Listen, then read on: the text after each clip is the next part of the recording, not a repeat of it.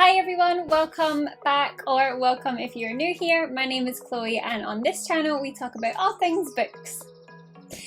So, long time no speak. I feel like it's been forever since I've sat down to film anything. And honestly it's felt even longer since I sat down and actually read anything. Now, for the past few months I have been in the worst reading slump ever.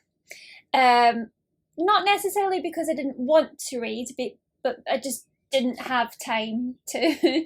The last few months have been crazy busy, so I thought I would make a little catch-up video, tell you where I've been, what I have read this year, and what my plans are to try and drag myself out of this reading slump.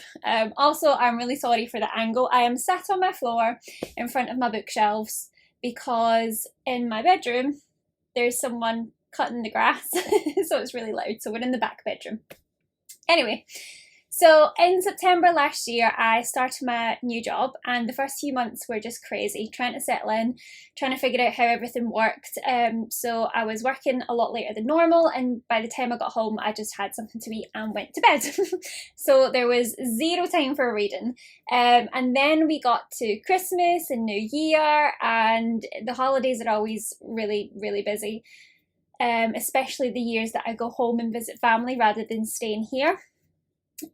February was another busy month, and by that point I was starting to feel a little bit unmotivated to read. And then in March I was on holiday and got engaged.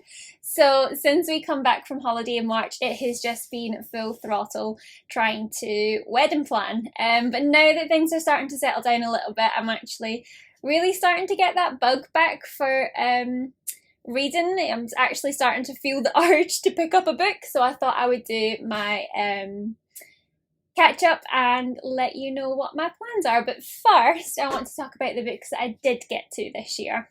So to recap my year so far, I have read a total of 6 books, 4 of which were physical books and 2 were audiobooks.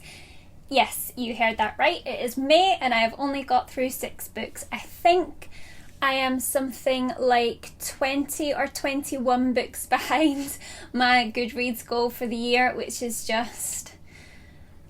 We're not going to talk about it. We're just going to pretend that it's not happening and move on.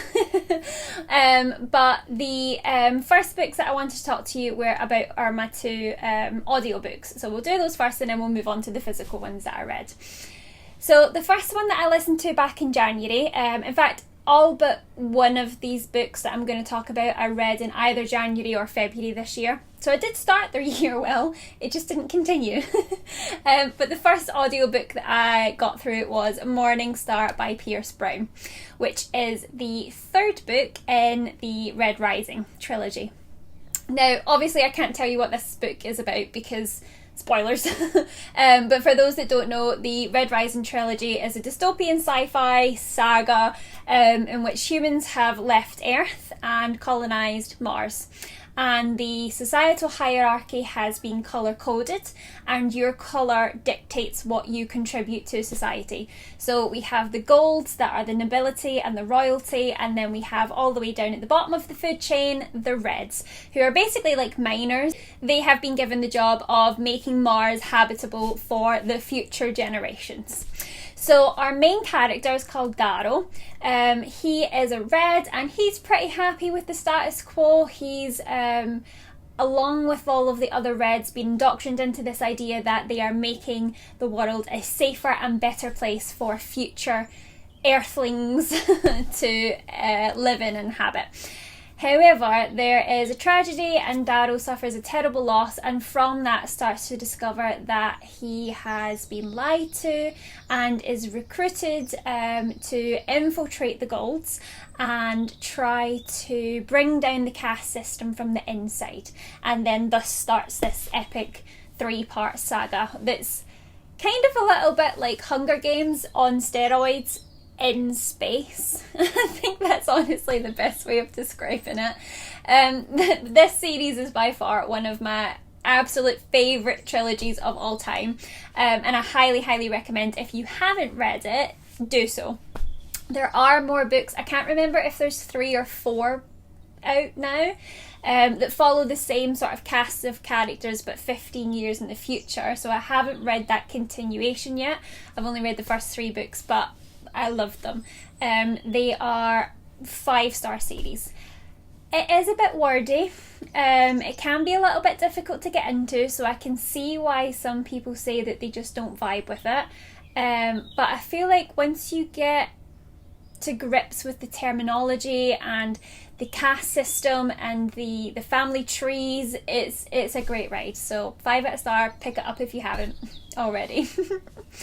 Now, the next audiobook I listened to was actually my most recent read, and it was 5 Survive by Holly Jackson. So this follows a group of 6 friends who go on an RV trip for spring break, but it breaks down in the middle of nowhere and there's no phone reception, they can't contact anyone, they're too far away to walk to a nearest town to get help, so they are stuck in the middle of nowhere in their RV when all of a sudden a sniper starts shooting at them. So it very quickly becomes obvious that this isn't an accident, and they, over the course of I think 5 or 6 hours, I think it's told, have to figure out who this person is and why they want one of them dead. So it becomes quite apparent in the sort of first half of the book that the reason they're being shot at is because one of the group has a secret that this person is willing to kill them for. Now, I picked up this book purely because I loved A Good Girl's Guide to Murder, also by Holly Jackson, and as soon as I saw that she had this new book out, I instantly wanted to read it. But I'll be honest, this one didn't hit quite as hard as A Good Girl's Guide to Murder did. I ended up rating it a 3 out of 5 stars. For me, the secret was a little bit predictable, as in it was heavily implied throughout the story. So I'm not sure if that was intentional, but it just kind of took away from it a little bit for me. The ending was also a little bit open-ended, which I just didn't enjoy. But that being said, it was fairly well written. You know, the tension was built up very well. I loved the whole creepy RV in the middle of nowhere vibe. Gonna be honest, most of the main characters I found quite annoying. But overall it was a decent enough read. I think the fact that it was such a short, quick book did it favours. Although I'm saying that the ending was very open-ended, I feel like that could have been rounded out a bit, but the fact that it only took place over a couple of hours was to its credit. If you are like me though and coming off the back of A Good Girl's Guide to Murder, maybe lower your expectations just a little bit. Time for the physical books. So I'm not going to do them in any particular order, and I'm not going to get them out of the shelves either. They're in here somewhere, but I'm honestly just too lazy to pull them out and put them back again. But the first ones that I'm going to start with are House of Sky and Breath and House of Flame and Shadow by Sarah J. Maas. Is that what it's called? Is it Flame and Shadow? Yeah, Flame and Shadow. I don't know why, but the Crescent City titles they really confuse me. And I can never ever get it right. But yes, Sky and Breath and Flame and Shadow. Books 2 and 3 in the Crescent City series by Sarah J. Maas.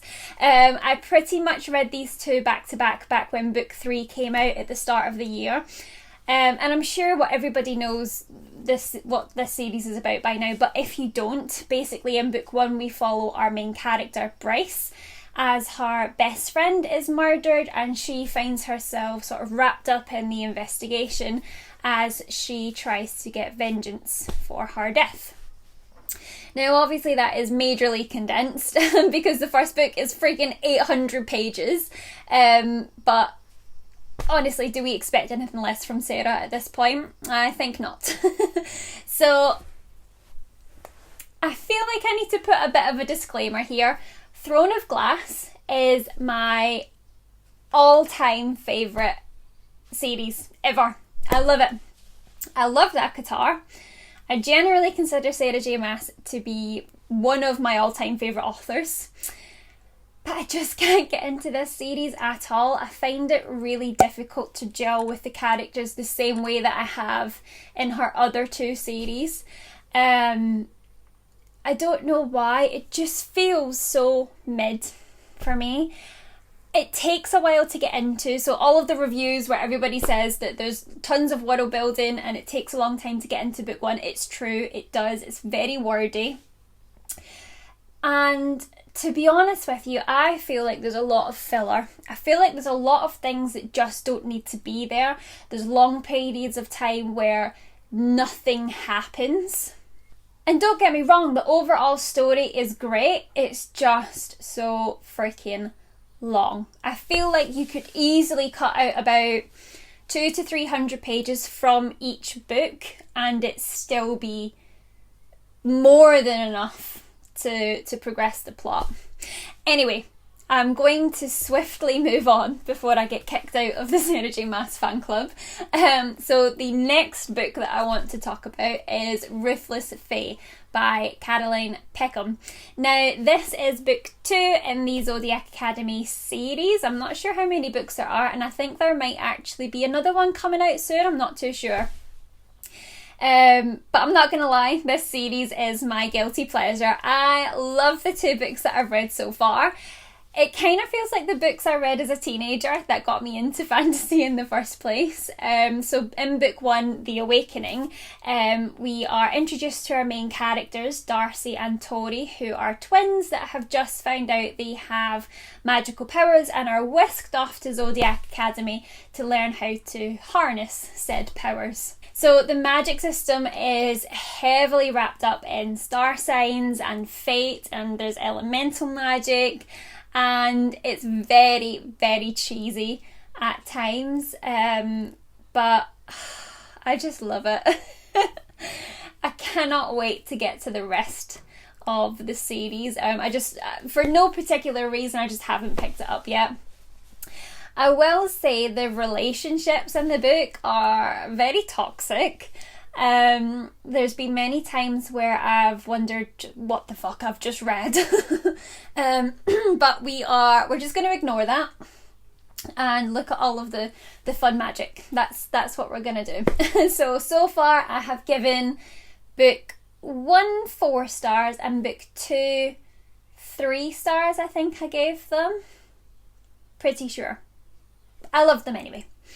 Alright, so the last book that I read, which isn't technically a book because it's a graphic novel, but it still counts, but it was Heartstopper Volume 5 by Alice Osman.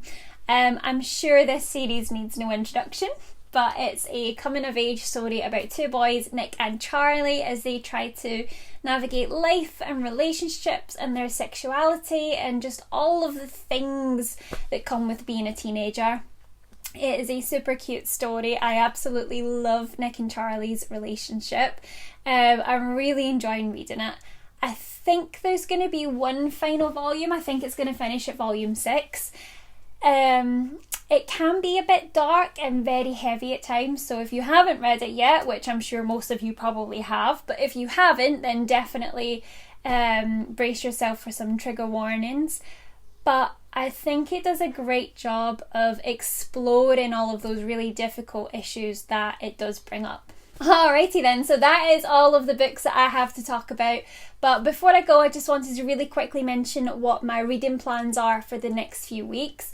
I'm thinking about doing a little mini series of just getting myself out of my reading slump. Mostly just to keep myself accountable, because there's like probably 4 of you who watch my videos. But it's really just to keep myself accountable and actually try and get back into the habit of picking up a book every night now. So if you're interested in seeing that, then I would love to have you along for the ride. I've also unhauled a ton of books recently, so in my next video I was thinking about showing you all of the ones that I'm getting rid of. Just because I felt like it was, well, first of all, you can see the state of my shelves behind me. Like, this one has literally collapsed. It had that much on it. So I needed the room, but also it just felt very cathartic to get rid of all of the books that just weren't serving the purpose. And actually have ones that I am looking forward to getting around to on my shelves. Anyway, I'm sure you're probably sick of listening to me ramble on by now, so I'm going to wrap it up there. Thank you so much for watching, and if you want to see more videos, then please hit that subscribe button. I'd really appreciate it. See you in the next one.